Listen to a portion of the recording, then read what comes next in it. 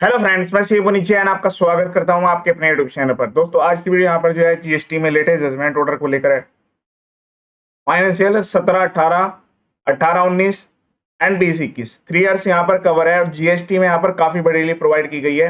जो भी GST appeals के केस है वहां पर आपको ये जजमेंट ऑर्डर जरूर मेंशन करना है। वीडियो को पूरा एंड तक देखिएगा और यहाँ पर जो है प्रैक्टिकल इशू आ रहा है, उसी को लेकर यहाँ पर एसएससी ने रिट पिटीशन फाइल की और उसको यहाँ पर जो है रिलीफ भी मिली है।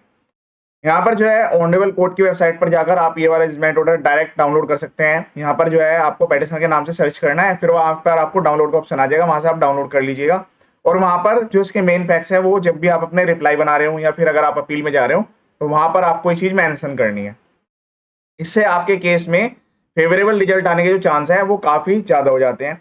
इसी टाइप के काफी सारे जजमेंट वीडियोज मेरे यूट्यूब चैनल पर अवेलेबल हैं। चैनल का जो पर्पज है फुली एजुकेशनल है। यहाँ पर हर टाइप के नोटिस के रिप्लाईज, अपील में किस तरीके से प्रोसीड करना है, क्या क्या अटैचमेंट्स लगेंगी, सेक्शन 16, सेक्शन 4 हो, supplier default, backdate GST cancellation के नोटिस काफी सारे डिपार्टमेंट की तरफ से भेजे गए हैं। सबके लिए यहाँ पर जो है ड्राफ्ट फॉर्मेट्स भी अवेलेबल हैं, वो नोटिस के रिप्लाई के हो या फिर अपील में हो, सबके लिए यहाँ पर जो है फॉर्मेट्स दिए गए हैं। वीडियो के डिस्क्रिप्शन में से आप जो है उनको डायरेक्ट डाउनलोड कर सकते हैं। चलिए आज की वीडियो में यहाँ पर जो है देख लेते हैं इस वाले जजमेंट ऑर्डर में क्या क्या इशू इन्वॉल्व थे और यहाँ पर किस तरीके से एसएससी को रिलीफ दी गई है। तो मैं पहले आपको यहाँ चीजें कंफर्म कर देता हूँ कि जैसे आपके अगेंस्ट में कोई भी जीएसटी में ऑर्डर पास होता है तो आपके पास जो है दो रेमेडीज यहाँ पर अवेलेबल होती है इन फ्रंट कि एक तो आप रेक्टिफिकेशन में जा सकते हैं और दूसरा आप जो है अपील में जा सकते हैं। तो जो रेक्टिफिकेशन है उस केस में बेनिफिट है कि आपको जो है प्री डिपॉजिट नहीं करना पड़ता है, अपील में 10% प्री डिपॉजिट आपको करना पड़ेगा। लेकिन एक कंडीशन यहाँ पर यह है कि रेक्टिफिकेशन में जो है apparent mistake on records he cover होती है। तो अब एसएससी के अकॉर्डिंग तो जो है यहाँ पर कोई ऐसी यहाँ पर डेफिनेशन नहीं दी गई है जीएसटी लॉ में। तो एसएससी ने जो है पहले रेक्टिफिकेशन की एप्लीकेशन फाइल की, उसी के रिगार्डिंग रिट पिटीशन आई है कि रेक्टिफिकेशन की एप्लीकेशन जो है वो रिजेक्ट कर दी गई। फिर उसके बाद जब एसएससी को रिलीफ नहीं मिली, उन्होंने जो है अपील फाइल की तो अपील भी रिजेक्ट कर दी गई। तो देखिए, अगर जेन्युइन तरीके से एसएससी को यहाँ पर रिलीफ नहीं मिलेगी तो फिर यहाँ पर जो है एसएससी जो है फिर यहाँ पर ऑनरेबल हाई कोर्ट्स में इसके लिए बर्डन बढ़ेगा और वहां पर जो है रिट पिटीशन के जो नंबर्स हैं वो काफी इंक्रीज होंगे। तो बेटर है कि इसके रिगार्डिंग जो है जीएसटी में लो होना जरूरी है कि पहली बात तो अगर कोई ऑर्डर पास हुआ है तो उसको अगर यहाँ पर रेक्टिफिकेशन की जो टाइम लिमिट है वो या फिर जो अपील की टाइम लिमिट है वो दोनों में जो है यहाँ पर क्लैशिंग नहीं होनी चाहिए। यहाँ पर क्या प्रॉब्लम है कि आपको रेक्टिफिकेशन भी 90 डेज के अंदर करना है और अपील भी 90 डेज के अंदर करनी है, ओरिजिनल जो भी ऑर्डर पास हुआ है। तो अगर एसएससी जो है दोनों में से एक ही तो रेमेडी अवेल कर सकते हैं, यहाँ पर ये सबसे बड़ी प्रॉब्लम आ रही है। तो अब यहाँ पर एसएससी ने पहले रेक्टिफिकेशन फाइल कर दी और ये जो केस है 17-18 आप नोट कर लिए 17-18 का है, सेम इसी तरीके से है 18-19 के लिए भी है और 20-21 के लिए भी है। 3 ईयर्स यहाँ पर कवर्ड है। तो आने वाले टाइम में इस टाइप के जो जजमेंट ऑर्डर हैं उससे आपको काफी हेल्प मिलने वाली है, क्योंकि पहले आप अगर रेक्टिफिकेशन में गए और आपकी रेक्टिफिकेशन रिजेक्ट हो गई है तो आप तुरंत जो है अपील फाइल कर दीजिए, इसमें भी आपको बेनिफिट मिल सकता है। और यहाँ पर एसएससी ने ये इसी चीज के लिए यहाँ पर रिक्वेस्ट फाइल की है कि सर यहाँ पर जो है आप डायरेक्शन दे दीजिए जीएसटी अपीलेट अथॉरिटी को वो की अपील को एक्सेप्ट करे। और यहाँ पर क्या फैक्ट्स थे, क्या प्रॉब्लम्स थी वो ध्यान से समझिएगा। ये 3 रिट पिटीशन फाइल हुई, इसमें चैलेंज किया गया है अपीलेट ऑर्डर को, जो अपील की ऑर्डर जो है जिनको मना कर दिया, इनको रिजेक्ट कर दिया अपील को, to receive appeal file by the petitioner as being time barred by limitation. और ये टाइम बार्ड बाय लिमिटेशन की प्रॉब्लम है। इसी के रिगार्डिंग तो टाइम बार्ड वाले जो केस हैं जहां पर आपको नहीं पता था कि आपके अगेंस्ट में डिमांड ऑर्डर हो गया हो, या फिर जब आपको बैंक अटैचमेंट्स की नोटिस आए जब आपको पता चला हो, या फिर किसी भी जेन्युइन रीजन की वजह से अगर आप डिले हो गए हैं तो वहां पर आपको ये वाला जजमेंट ऑर्डर जरूर कोट करना है। असेसमेंट ऑर्डर जो है इशू किए गए हैं पेटिशनर को इस पर्टिकुलर डेट में, सितंबर और अक्टूबर 2023 में इनके पास ये ऑर्डर आए हैं। In respect there of the petitioner filed rectification of petition, इसके लिए जो है पेटिशनर ने रेक्टिफिकेशन पेटिशन फाइल की है।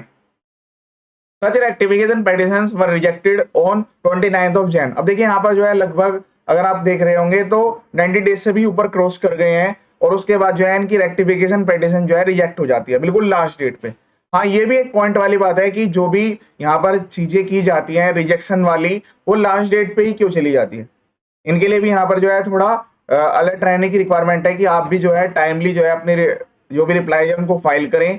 इसी तरीके से अगर रेक्टिफिकेशन आप फाइल कर रहे हैं तो उसके लिए भी आप जो है डिपार्टमेंट में विजिट करके उसके लिए सबमिशन सबमिट कर सकते हैं, ताकि आपकी जो लिमिट है वो सेव हो जाए कि आप जो है वहां से आपको अगर बेटर रिजल्ट नहीं मिल रहा है तो आप अपील में जा सकें।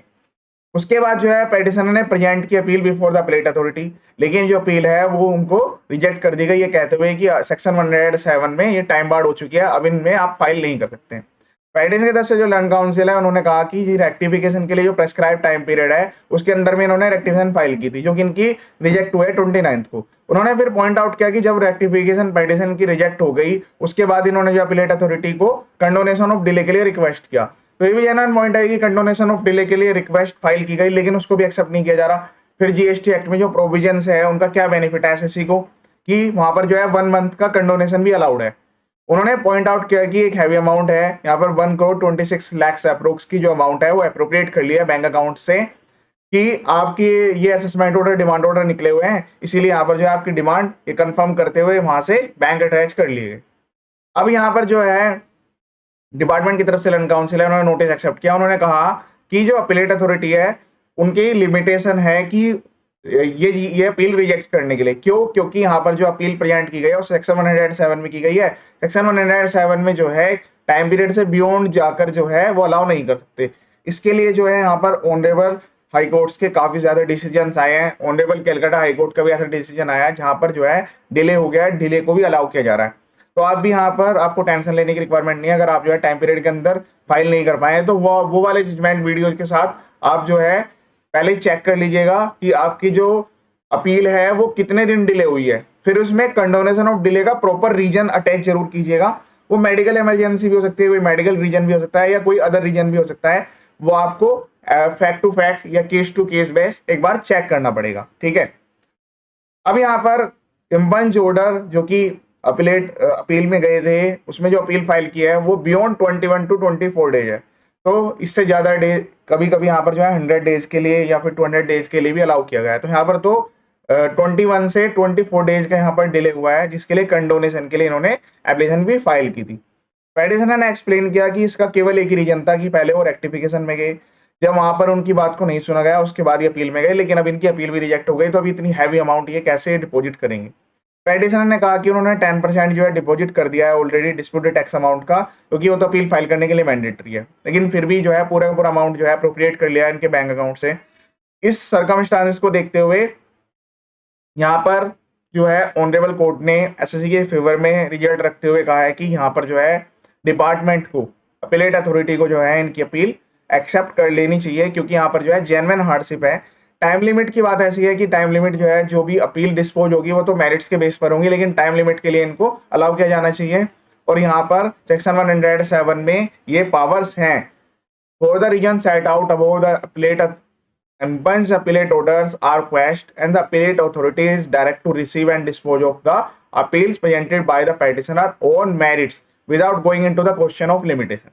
तो यहाँ पर ऑनरेबल कोर्ट ने ऑर्डर को जो है वो सेट असाइड कर दिया है और यहाँ पर अपीलेट अथॉरिटी को डायरेक्शन दी गई है कि वो जो है इनकी अपील को एक्सेप्ट करेंगे, उसके बाद जो है मेरिट्स के बेस पर ही डिसाइड होगी। क्वेश्चन ऑफ लिमिटेशन को आप जो है साइड में रखेंगे, वहां पर जो है कि ये टाइम बार्ड हो गई है उस बेस पर रिजेक्ट नहीं होगी।